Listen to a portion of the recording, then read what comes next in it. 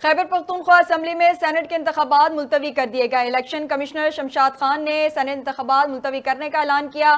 کے پی اسمبلی میں اپوزیشن ارکان نے سینٹ الیکشن ملتوی کرنے کی درخواست جمع کرائی تھی۔ موقف اپنایا، ہمارے 25 ارکان سے ابھی تک حلف نہیں لیا گیا، الیکشن ملتوی کیا جائے۔ سینٹ کی 21 نشستوں پر 6 سال کے لیے ارکان کے انتخاب کے لیے پولنگ جاری۔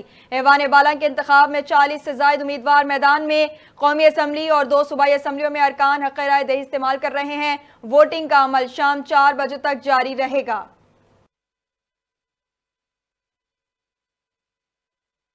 وزیر اعلیٰ خیبر پختونخوا علی امین گنڈاپور نے سینٹ انتخابات ملتوی کرنے کے خلاف احتجاج کا اعلان کر دیا۔ کہا، مخصوص نشستوں پر منتخب ارکان نے غیر قانونی طور پر الیکشن ملتوی کرنے کی درخواست دی۔ پارٹی چیئرمین نے ایک بات سکھائی ہے کہ ہم لڑیں گے۔ 25 ارکان کو الیکشن کمیشن نے غیر قانونی طور پر نشستیں دی ہیں۔ وزیر اعلیٰ سندھ مراد علی شاہ سینٹ میں 12 نشستیں جیتنے کے لیے پرعزم۔ سندھ اسمبلی میں میڈیا سے گفتگو میں کہا، مقابلے کو آنے والے بائیکاٹ کر گئے، 12 نشستیں جیت جائیں گے۔ سرفراز راجر کو ریٹائر کرانا پیپلز پارٹی کا فیصلہ تھا، فیصل واؤڈا پیپلز پارٹی میں نہیں۔ عالمی بینک نے پاکستان میں آئندہ سال مہنگائی میں کمی کی پیش گوئی کر دی۔ ملکی جی ڈی پی اگلے 3 سال میں 3% سے کم رہنے کی پیش گوئی۔ رواں مالی سال مہنگائی کی شرح 26% رہنے کا امکان بھی ظاہر کیا۔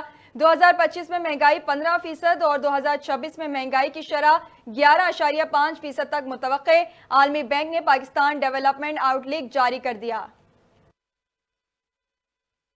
قومی اسمبلی میں قائد حزب اختلاف کے تقرر کا مرحلہ مکمل۔ اسپیکر قومی اسمبلی ایاز صادق نے عمر ایوب کو اپوزیشن لیڈر ڈکلیئر کر دیا۔ اپوزیشن لیڈر کے لیے نامزد امیدوار عمر ایوب کی اسپیکر اسمبلی سے ملاقات کی۔ ایاز صادق نے عمر ایوب کی درخواست کی تصدیق کر دی۔ بانی پی ٹی آئی کو عدالت سے ایک اور بڑا ریلیف مل گیا۔ سیشن عدالت نے بانی پی ٹی آئی کو تھانہ مارگلہ میں درج مقدمے میں باعزت بری کر دیا۔ عدالت نے اسد عمر اور دیگر شریک ملزمان کو بھی باعزت بری کر دیا۔